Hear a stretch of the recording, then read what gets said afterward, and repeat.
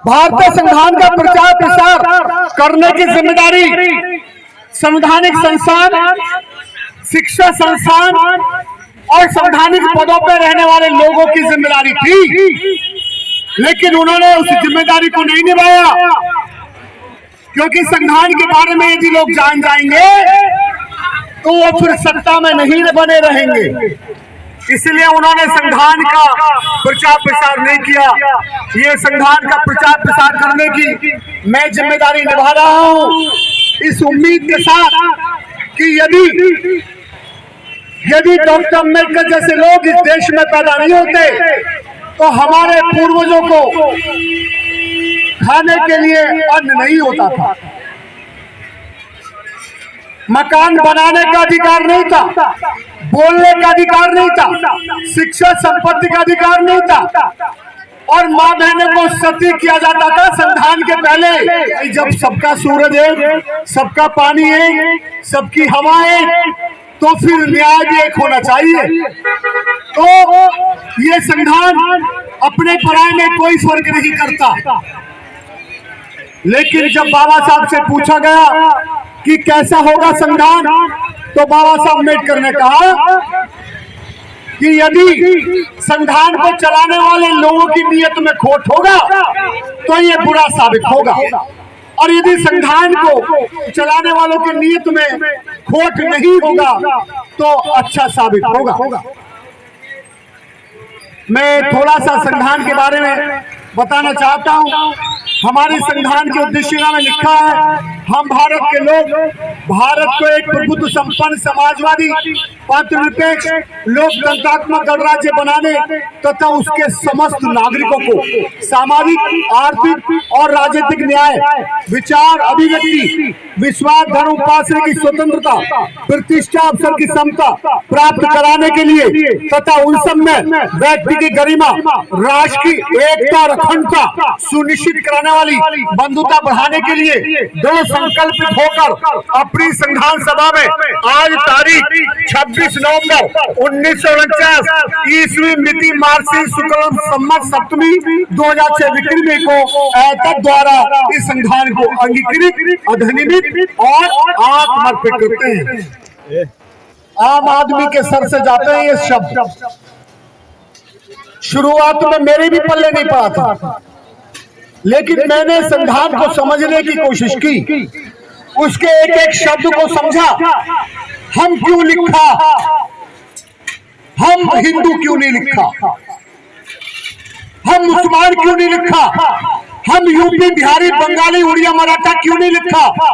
हम हिंदू या ईसाई लिखते तो बाकी लोग भी अपना अपना देश मांगने लगते और देश एक नहीं होता।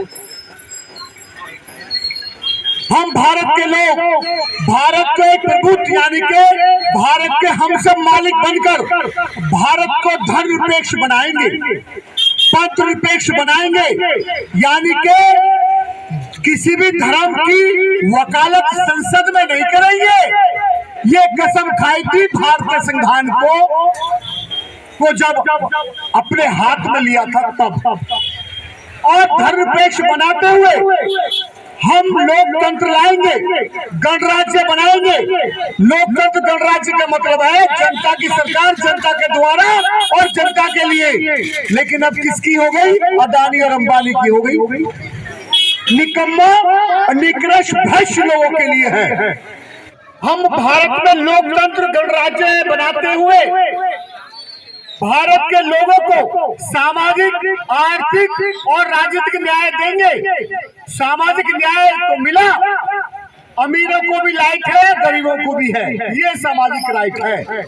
लेकिन ऊंच नीच के भेदभाव को मिटाने के लिए कोई काम ही नहीं किया।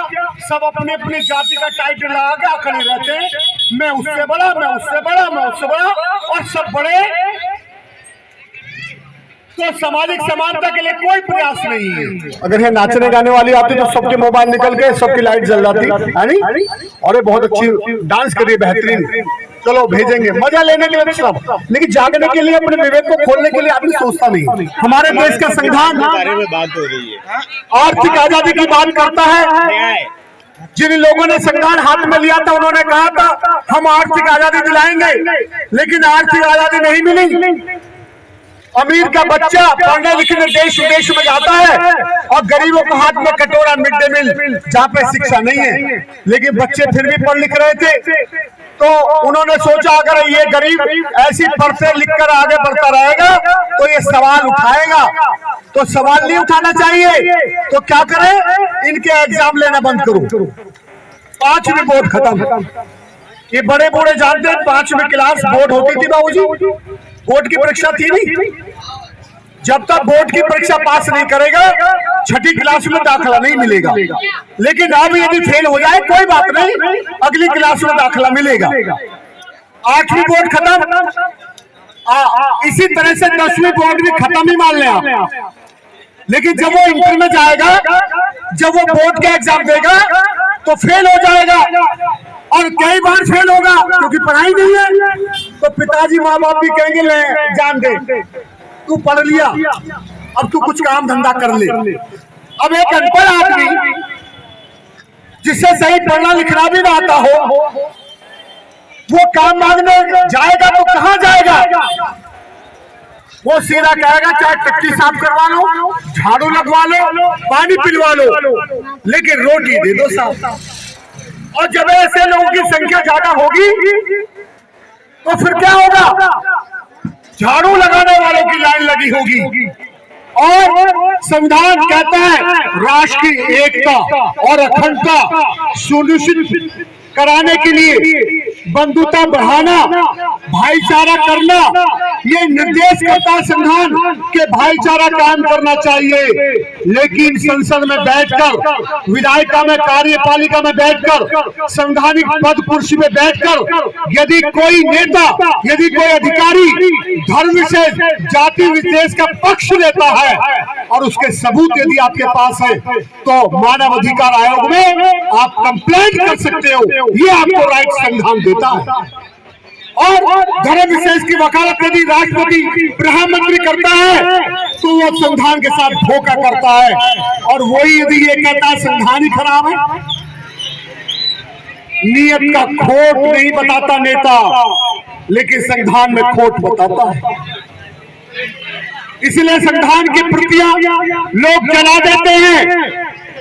जब से लोगों ने संविधान की प्रतियां जलाना आरंभ किया, हमने भी ये तय किया अगर संविधान नहीं होता तो हम सब एक नहीं होते, आजादी के 75 साल बाद भी बट गए होते। ये संविधान हमको एक रहने की वकालत करता है, और ये ड्यूटी है हम सबकी। ऐ मेरे देश के लोगों, आप धर्म और जाति के आधार पर ना बटे।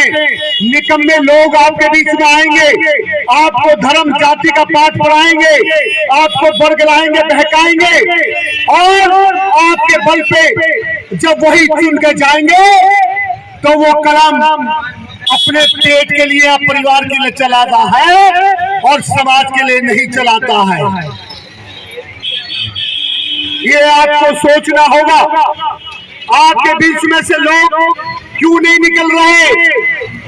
नफरत क्यों पैदा हो रही है?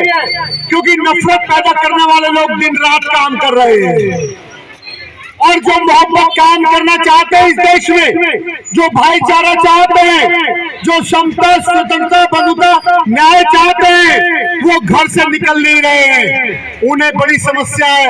लोग कहते हैं यार कैसे निकले, मैं भी तो पूरे दिन ड्यूटी करता हूँ, रात को निकलता हूँ 2.5-3 घंटे, वरना मैं भी मोबाइल पे शॉर्ट वीडियो देख के अपना मनोरंजन करके सो सकता हूँ।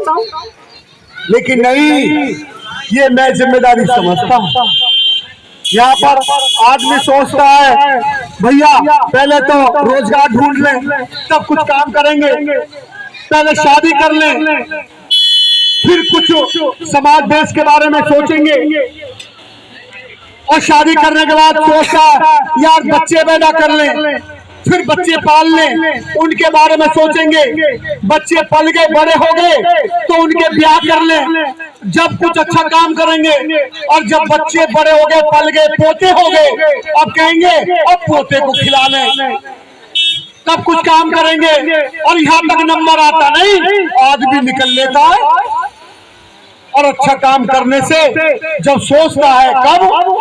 जब जिस औलाद के लिए आदमी खून पसीने से सींचकर उसके जीवन को पालता है और बड़ा करता है, इस उम्मीद के साथ जब ये बड़ा होगा तो मेरी भी कुछ खिदमत करेगा। लेकिन जब औलाद के पास ही खाने को नहीं होगा तो बाप का इलाज कहां से कराएगा? और बाप का इलाज कराएगा एक बार, दो बार, तीसरी बार यूं कहेगा, मरोगे ना मरोगे, हमारी नाक को दम कर दिया, हम पे तो कर्जा हो गया, बड़े बूढ़े ने परेशान कर रखा है। पिताजी कहेंगे भैया यहाँ कुआं, और वो पिताजी की सुनेगा ना। 3 दिन के बाद वो कहेगा कैसे नाक को दम कर रखा तुमने, बताओ ना भैया, मैं न कह रहा कुछ नहीं। तब उस समय पड़ा पड़ा सोचता है आदमी, अरे काश हमने देश और समाज के लिए कुछ किया होता। ओसी का बच्चा होनहार था, पढ़ना चाहता था, लेकिन उसका बाप नहीं पढ़ा रहा था। काश मैंने उसको किताब पेंसिल दी होती, मैंने उसका 1 महीने की फीस भर दी होती, तो मेरा सगा, मेरा खून तो मुझे पूछता नहीं, ये पड़ोसी का बच्चा शायद मेरे दुख तकलीफ की पूछ लेता। उस समय आदमी जब समय नहीं बचता है, जवान काम करती नहीं, घुटनों में दम रहता नहीं, और तब निकलने की सोचे तो कोई सुनने को तैयार नहीं। पूरी जिंदगी तो चूहे मारे और यूं करे ईमानदारी करेंगे। अच्छे काम करने के लिए हर समय ठीक होता है, हर हालात में कर सकते हैं। डॉक्टर अम्बेडकर के बच्चे मर रहे थे, 4 बच्चे मर गए, इलाज नहीं हो पाया, लेकिन वो करोड़ों की आजादी देख रहे थे।